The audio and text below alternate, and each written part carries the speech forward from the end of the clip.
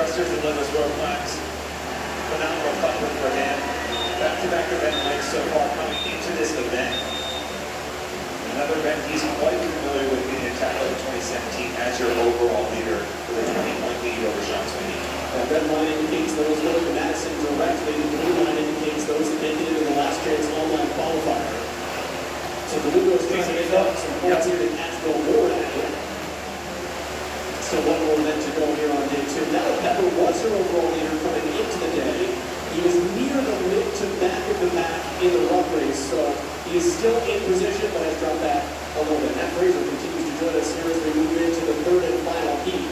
You're in a third heat of an event. You've seen everybody go ahead of you and strategize. Does that impact you at all, or are you doing everything in your own heat?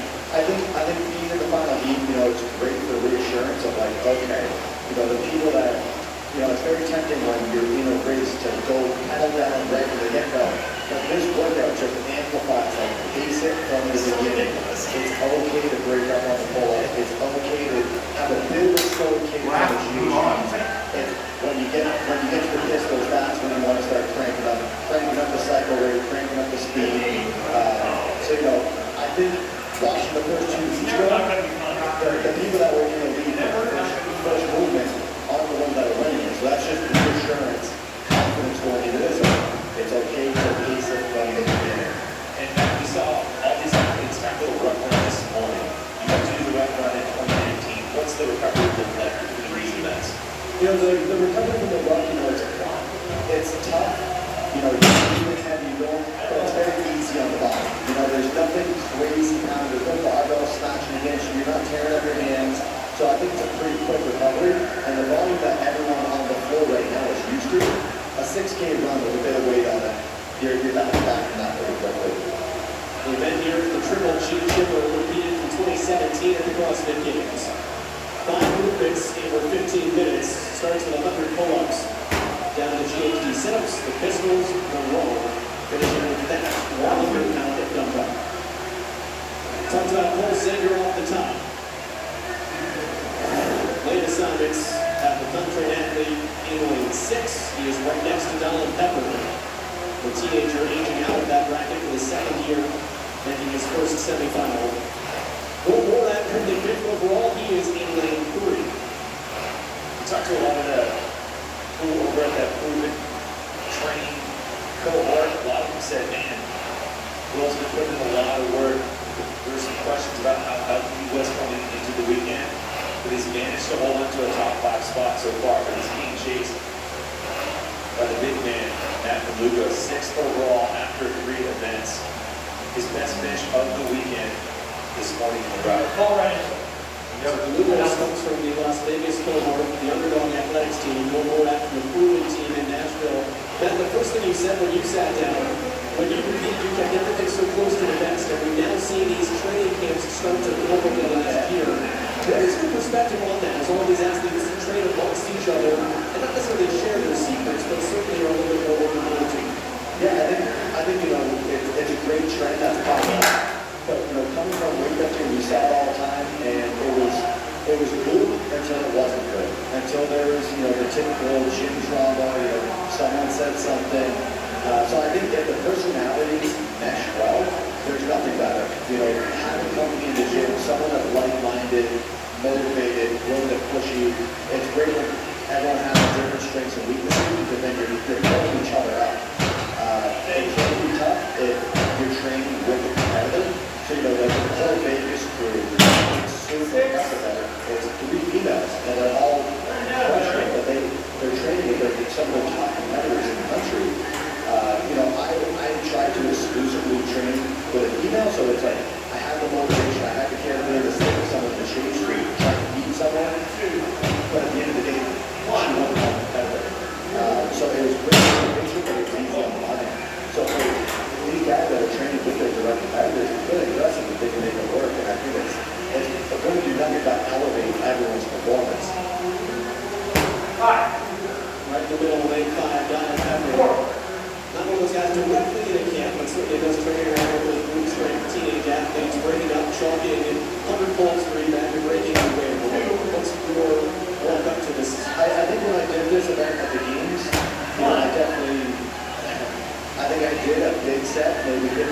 60, and then, maybe 2 smaller sets after that.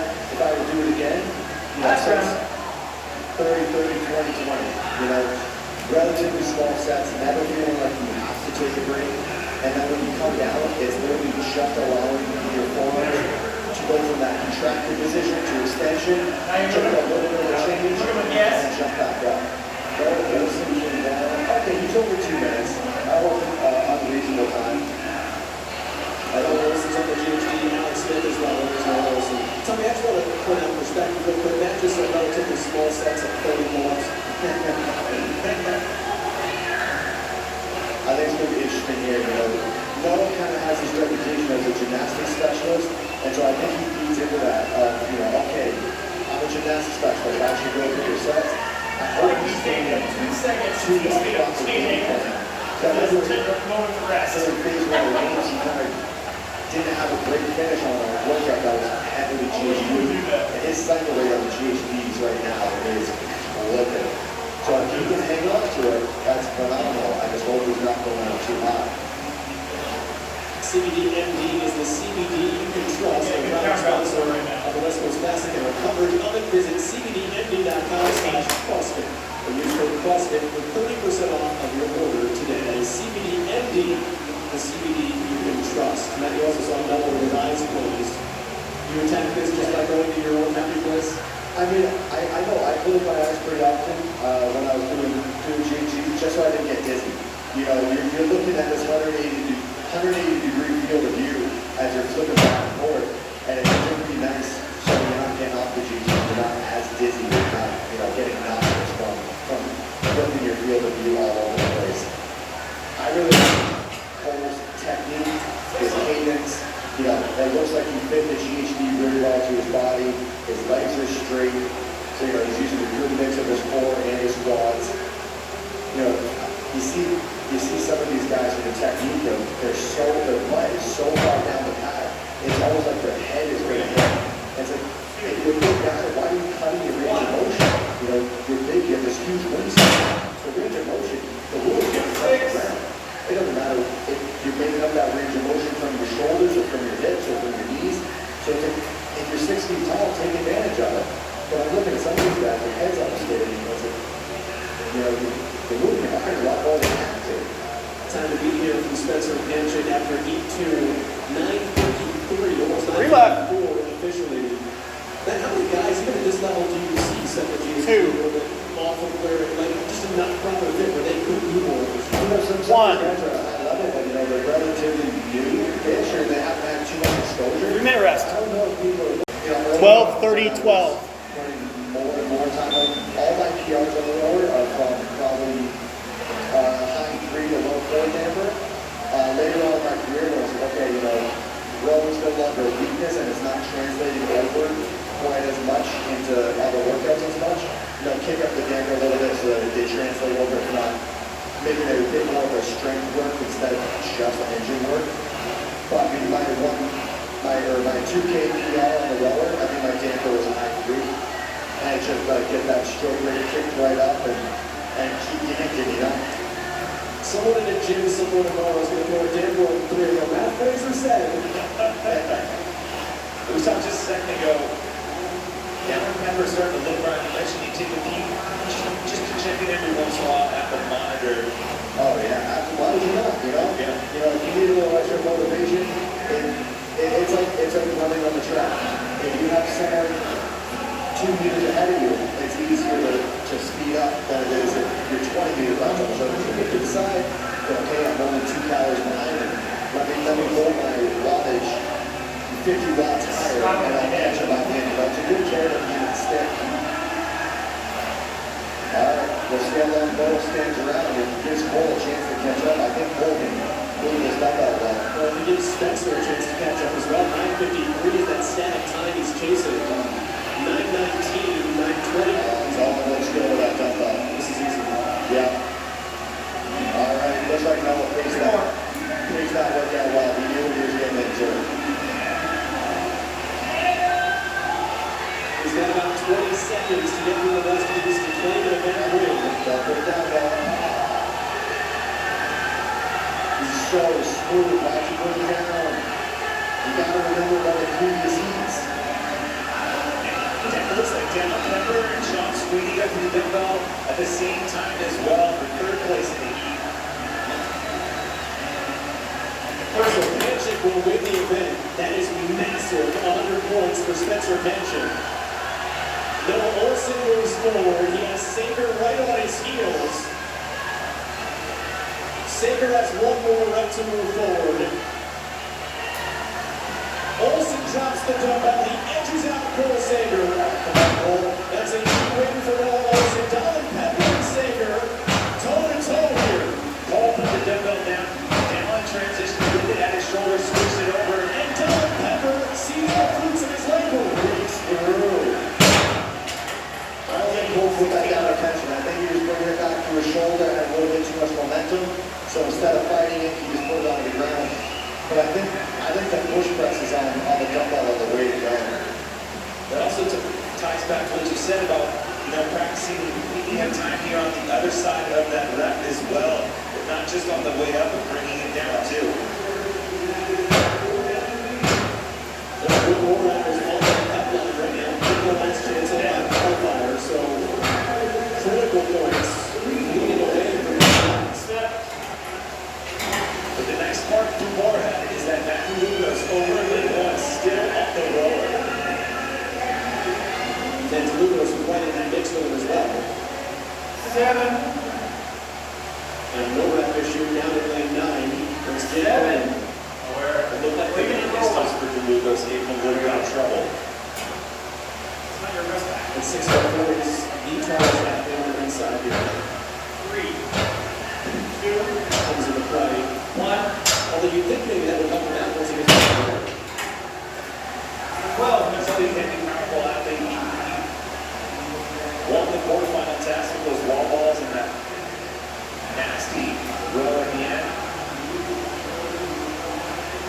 Total Arcadio moving forward to his final 5 reps.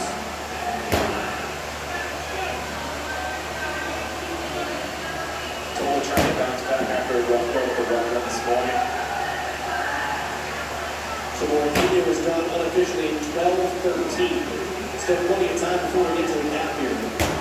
And Jake Berman trying to work his way through. One of those training think tank athletes trains with Noah Olson on a daily basis. Noah Olson is right there, edging him on. 4. Even though Will Morak maybe wasn't at the front of this particular heat, some of the athletes behind him, Bernier in lane 2, DeLugos in lane 1, 1 spot and 3 spots behind him respectively, still finished behind him. And then looking at the time on the clock, other athletes from the previous heat are going to factor in as well. There's a couple athletes in that 12-minute range. Round 2. And another kind of dumbbell was proven to be absolutely no problem down in lane 10 for Matthew Lucas. 2 athletes left out on the field. Ryan Wynn still on the rower on the opposite end of the floor. As the Lucas just advances out of nuisance. He's cruising on his final 2 reps. So DeLugos is done around 13:36. And a minute and 20 seconds left for Ryan Wynn to finish down in lane 1. You're supposed to be at the same time. How'd that look? So Wynn will have some time here to work on the 100-pound dumbbell. Would you like making a boomerang? The Memphis follows a 6K walk-up this morning. You still have another event to follow this. Right, just have a How do you recover any piece of the day so that one of these doesn't take you out of contention? bring it up too. It's only 3 events in one day. If these guys are training properly, a competition like this, it's a recovery week. 3 workouts in one day. And one of them is a very low impact workout. It's difficult, but it's easy on the body. If you recover from it very quickly, if you're training properly, Figure that one out. It was a tough one. But from a training standpoint, you're doing a ton more on a daily basis than you would be doing.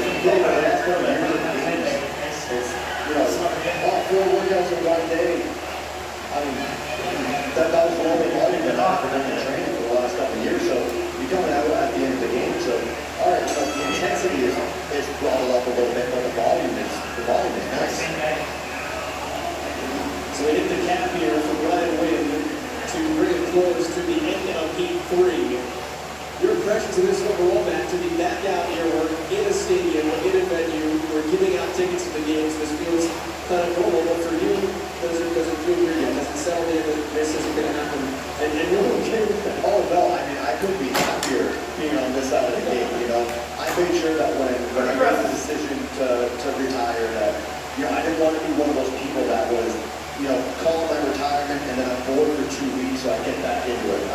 I was like, no, I'm going to ride this until the wheels fall off so that when I'm on the other side, I'm happy. You know, I had projects set up so that something to consume my time so that I'm not more than working hard and something to just doing nothing and being lazy. No, I'm still working hard. It's just that it's pointed in a different direction. And it's so much fun because, you know, I'm friends with a lot of these guys out here, so you know, just watching them compete, working with new athletes, you know, trying to give them some advice on how to get better, how to progress, what to expect in their upcoming, like, future bright career. I'm having the best time. Is there any unexpected surprises, maybe good or bad, from being on this side that maybe you didn't anticipate when you made that decision? Not really, you know, I've been planning my retirement for over a year. You know, I tried retiring after the 2019 games, and then I got talked into one more season. So, you know, I've been thinking and planning about this for a very, very long time coming in. So, you know, the day I retired, I already had some projects in the works. And so I just hit the ground running with those. And so keeping busy, and, you know, I've been waiting and planning this for so long that as soon as it happened, you know, every day you just wake up with a smile on your face like, man, I don't know, I'm get on that bike and I feel like I'm dying all day. This is great. Just remember that whatever it is you're doing, the hard work pays off. Matt Fraser, appreciate that. Good thank you guys for having me. Met the winner is now on the floor with Mickey Fraser. 2, 1. At the end of the day yesterday, you said your spot in this interview, you were going to take it and you've been win. Did you know it was going to be this one? I didn't, but I was hoping that it would be when people were asking me which event I was the most looking forward to this weekend. I kept going to this one, so I'm glad that it played off in my favor. I'm not sure everyone would say that. Oh, you've got a lot of reps in there. Why this one? It's fun, gymnastics, heart rate gets up, but you get to move on until you kind of blow up on whatever the movement is. There's been a lot of contemplation this season as to who's going to take that top spot. I know your name's coming up in a lot of those conversations based on the past couple of years. How much more pressure was that put on you this season? To be honest, not to sound cliche, but I don't think that it adds any pressure. You know, I've set the expectation, or not the expectation, but kind of the desire since I started competing in the sport to win the games. So this is just another year of chasing that goal. Nothing changes. There's still a few events left. You've been through a lot. How's the body holding on to your mindset? I feel good. And to be honest, I was saying to my guy Joe yesterday that the first day was a little bit of a shock to my body. I haven't competed like this in a while, and I've had to take a little time off in the lead up to this, so it hit me pretty hard, but I obviously... 18, 45, 18. Some of the vendors, You're done. what they're like, what Medball's doing in terms of the 3, installation there, 2, it's really cool. 1. Like Running Man or something. What are some of your goals moving forward with CrossFit, given the fact that things seem to be opening up and we seem to be kind of planning more events and doing more than we used to? Yeah. Well, I think things getting back to normal and then going beyond normal. I mean, what we're seeing right now is 20 new gyms opening up around the world every week, which is so cool. Like the beat goes on. Like every week is, I usually get the report on Friday, and I'm like, oh my God, another 23 gyms open up, another 18 gyms, another 25 gyms. So I think we're just going to see more and more CrossFit going on. I know that you're as much of a fan as you are the head of this organization. Do you have any predictions looking ahead of the competition? Are you excited to do that? Again, I will not make any, but I will tell you, this Triple G chipper that we just saw was so cool. I think in 2 ways. One is, we can legitimately say people are so much better at CrossFit than they were 4 years ago, right? I don't know how many people beat that Crazier's time 4 years ago, but it was at least 5 or 6, I think. Just unbelievable. So the whole field has just progressed, which is amazing. And then the other thing I love about that event is, as a participant who's not quite at this level, to say the least, it's fun to, this is an event you can relate to, because if you go, other than trying to get that 100-pound dumbbell from my shoulder overhead, which I don't know how well that would go, but everything else in life, I could do that. It would just take a really long time. So you can relate to the superhuman nature, like, oh my God, I would have fallen off the pull-up bar right there, you know, we had to stack the GHDs or whatever. So it's really fun to compare to yourself. add to this. Wait, Thomas, we're gonna take. Thank you so much for your time. Pleasure. Thanks to you. Thanks. The CEO of CrossFit never knows our down there. Thank you very much. All I heard was fitness money.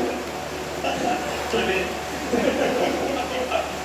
You had that in the fitness. I'm really excited for what the CrossFit Games will look like, and so too are Singer, Sweeney, Bolsick, Pepper, and more, and right down to 5 in position to go. Yeah, and you were seeing some charges behind him in the leaderboard. Matt Poolin jumps up all the way to 7. That's back-to-back top 4 finishes. Spencer Panchik moves up 10 spots to 29 in the event. With one event winning, still just 5 points back from last year's qualifier spot. And of course, down Pepper continues to impress all weekend. We still have Yeah. one more event to get to for both men and the women. We talked about Spencer Panchik within the Panchik family, well represented in this competition. So too is the Smith family. And Alex Smith is in position right now for the last chance online qualifier. Let's get to know the middle brother of the Smith CrossFit legacy. Swing punch. Swing punch. The start of the pandemic, I was actually overseas competing in Australia, the Australia CrossFit Championships, and actually almost got stuck. That makes a lot of sense. Yes, I am. I flew home 3 days later they closed the border, so I was overseas and kind of like freaking out. I wasn't sure if I could get back into the country, but luckily I was able to. During isolation, I found my confidence 45 grams. by meditating, doing long walks, and then talking with people. I think a really important thing is to just be open with whether it's like a close friend, family member, just talking about your problems. So I have a couple really close friends that I like to talk to whenever I'm feeling down. There are a couple new training habits and rituals that I did. I actually started throwing a 30-second ice cold shower into my morning routine. So I start every morning with a 30-second ice cold shower, and then I do a short run walk before I head to the gym. Our local CrossFit Hobbs CrossFit actually hosted online classes. So our gym shut down for a few months, but every single day we would have somebody hosting a live workout that people could do at home. And I personally came up with an at-home workout program to kind of keep my mind occupied because I wasn't training as much. So our gym had online classes every single day, and then I released an online at-home workout program that anyone could do at home.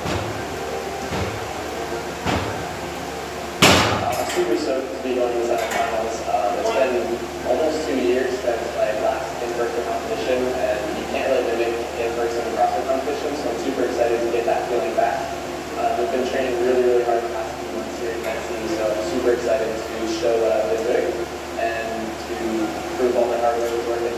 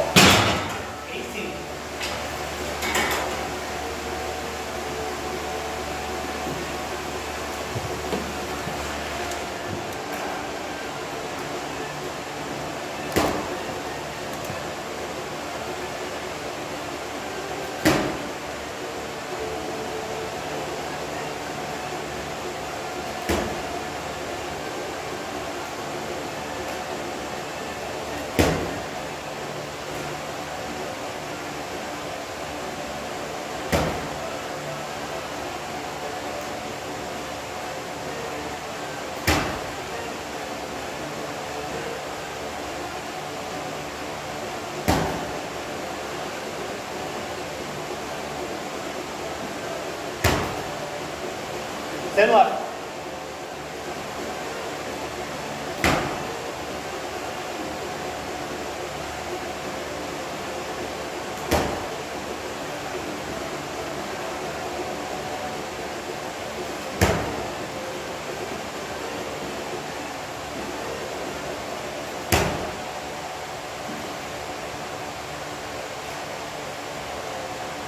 Five.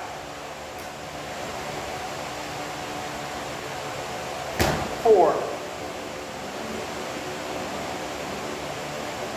3. 2. 1.